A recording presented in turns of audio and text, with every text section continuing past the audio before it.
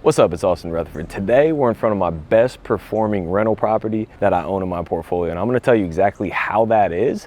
But if you stick around to the end of this video, I'm gonna show you also how I almost lost this property. Literally lost it, nothing I could do about it. My income would have gone to zero. So stick around to the end so you can hear about that.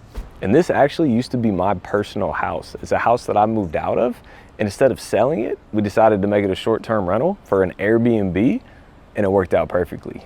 So we're gonna go here in just a second to give you a tour of this. So make sure you smash the like button for the YouTube algorithm. It'd be greatly appreciated. Let's try and get this up to 200 likes. And as we're going through this video, make sure you ask any questions about the property. So this property is worth like $650,000 to $700,000 right now. And my monthly mortgage payment, my principal, interest, taxes, and insurance on this is about $2,500 per month. On top of that, we spend about $200 a turn. So every time somebody moves out of the property, we pay about $200 for cleaners to come in and clean it and replace, the toiletries and the soap and the shampoo and all those things cost us about $200 a turn. So our overhead is about $4,000-ish per month, depending on how many times the unit has to be turned. Just in the month of July 2021, we brought in over $12,000 in income just on this property, which means I had a net profit of $8,000 in 1 month on one property. That's why I love this property, and I'm gonna show you. So let's take a look inside, come on. So one of the biggest reasons is because of the amenities. When people rent Airbnbs, they want extra amenities. So that's a big reason why this house is rented for so much per night and is rented as much as possible. So down here, the amenities, we have a pool table, like a little game area for people to hang out at. We have a bar right here. So this is a full entertainment area with a living room and a TV over there. So people can come down here and literally like entertain kids. Like this is just a kid's heaven.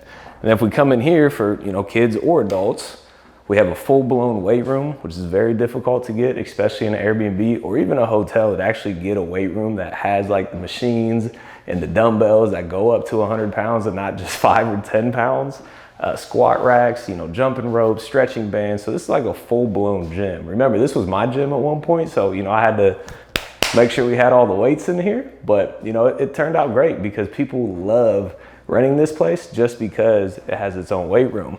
And if we come in here, again, for the kids or adults or whoever, we have a whole extra bathroom in here too. So literally down here in the basement, like this is a big reason this property rents is because there's so many extra things that most houses don't have. First of all, most houses in this area don't even have basements. We have a basement and it's laid out with all the extra fun stuff. So first thing, people love the basements down here. Let's take a look upstairs. So we rent this property out for $500 minimum on the weekends, usually a little bit more than that. So it's a great rental property, $500 a night, and then like $250 on the weekdays. And again, that fluctuates a little bit, but those are kind of the numbers behind this property. And then when you walk in from the front door right there, we actually have a one bedroom here. So it's 4 bedrooms, 3.5 bathrooms. So that's 1 bedroom. And then when you walk in, you have this big open concept. So it's literally completely open. You have the kitchen, you have high-end appliances, the living room, TV, dining room table, the garage door, which we'll get to that in a second. But, just like kind of fancy stuff. If you look at this microwave here, you literally click a button and it opens. Like, again, I just kind of went overboard when I built it, but these are all things people talk about. And like a microwave like this might cost a few $100 extra. So like throw the extra microwave in there. But people love like those cool, fun things. If we take a look at this garage door over here, which is one of the coolest parts about it, in my opinion, but instead of having to go out the door, you just click this button and you just walk right outside. So we got a couch in front of it right now, but like, talk about outdoor entertainment, talk about like having fun for a football game, all those things is a great time to entertain. And then actually, if you go outside here, another big thing is the entertainment. The whole yard is concrete. The entire yard is concrete, but we wanted to have that entertainment feel. So, plenty of space. We got a bunch of chairs under there. We got a dining room table over there. We got a fire pit right here, a grill out back. So, they can do that. We had that basketball hoop, but if you look at it, it actually doesn't have a rim on it, which I'll tell you the reason behind that in just a second. And we have a big garage too, but we don't rent those out to the tenants on the Airbnb because they don't really need a garage. So we got 2 bedrooms behind you. So that's 3 bedrooms, bathroom, washer and dryer, This is the 4th bedroom. So this is the master, you know, nice big open space. You got the lounge chair, you got the beds, you know, it just looks nice overall. But one of my favorite parts about this house, and again, I told you I built this for me.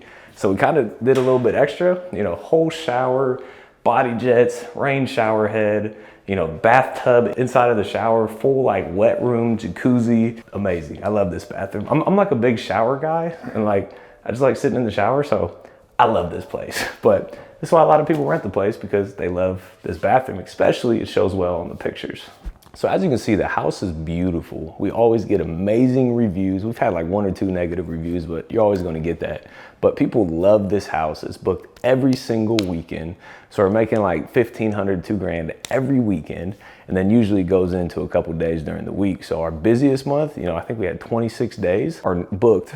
Our normal month is usually like 15 to 20 days that are booked. So, you know, we're doing really good numbers on this. We're making at least a few $1,000s a month. Like I said, this month in July, we made $8,000 net profit on this deal, which on one rental property, that's tremendous numbers, by the way.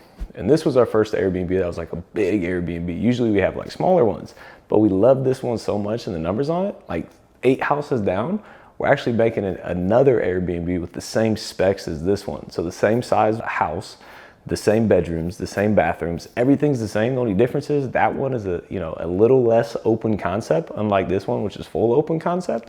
But we're hoping that'll do very, very similar numbers to this one right now. But the thing with Airbnbs, especially bigger houses, and the issue at the beginning of this video that I told you I almost lost this house, is because people like to party with Airbnbs. You know, that's what some of the people travel for, is just to party and, you know, cause a scene and a bunch of damage. And the issue was, when we had this house, we had the basketball hoop outside, we had the hot tub outside. We didn't really like vet our guests. You know, anybody who wanted to come that would pay, we'd let them pay and stay here. And the rates that we were charging were way lower than what they are now, because we didn't understand the market. So we had a lot of people come in here that just came in here to trash it and have like huge, massive parties. And it was just not a good experience. Long story short, the neighbors hated it because it was very, very loud, obnoxious guests, you know, that would cuss at them and everything. They hated it, so they started calling me, they started calling Airbnb, they started calling the cops for noise complaints, because these things would be partying, you know, 1, 2, 3, 4, 5 a.m. And it just was not a good experience. So it happened time and time and time again. And I was like, man, like, these neighbors are like asking for a lot. And then I came by one time during a party, I was like, it's pretty loud. You know, I definitely understand where they're coming from. So we had to like revamp our entire process. So instead of just letting anybody book, we had to vet people on the front end. So some of the things that we did, we put in noise awares, which are these things that are in the wall and outside. They sense the noise of what's happening in the house. So what those things do is, when the noise raises, it alerts us of high noises. So that doesn't necessarily mean it's party, but it forewarns us of the issue, and we can shoot them, the guests a text and say like, hey, you know, make sure that there's quiet hours after 9 p.m. and whatever else there is. So we have noise aware, we vet our people, we have them approve house rules, we collect a $2,000 security deposit up front. If they break house rules, they lose that $2,000 security deposit immediately. And I also learned that we can like actually kick people out of the house. I didn't think we could do that, but I learned through Airbnb and through the city of police, if they're breaking the house rules, if they're breaking the codes that you put in place for the house, then you can call Airbnb, you can call the city police department, they can come here and they'll physically remove the people from the property. So that solves a lot of problems. You know, all we gotta do is cut it off, boom, kick them out, we keep all the money, and you know, we're happy. They're probably not that happy, but you know, their reservation's canceled and we keep all the money. So after all those changes, adding minimum night stays. So instead of people being able to book one night, you know, minimum's 2 or 3 nights, depending on the time of the season and everything. But after implementing all those things, you know, we're almost having no complaints from the neighbors, which is amazing. You know, I love it. They're happy about it. It's a win-win for everybody. We're making more money with less time, less energy, less efforts, less headaches, less micromanagement from us. Like I said, we have this one, we have another one that way coming up in like 8 or 10 houses. We have 6 more coming up right over there, kind of catty corner to this. So I think Airbnb is truly going to be like a cash machine, especially once we get all these other units up and running. So I'm very excited, very much looking forward to it. But like I said, this one is rented like 500-ish per night on the weekends, $250 on the weekdays. We're usually making like anywhere from $6,000 to $12,000 a month Keep in mind, we have like $3,000 to $4,000 a month in overhead. So we're netting like $2,000 to $8,000 a month in net profit, which is very difficult to do with the single family house, but that's why we love it so much. And that's why we're putting more Airbnbs into the portfolio. So that's why this property is our best rental property. It is an Airbnb, but best rental property in general. So comment below, let me know your thoughts. Let me know if you like that type of cash flow, and any other questions on Airbnbs. Smash that like button for the YouTube algorithm. Make sure you hit that subscribe and notification bell so you can get all this content going forward. As always, appreciate you being here. See you on the next one.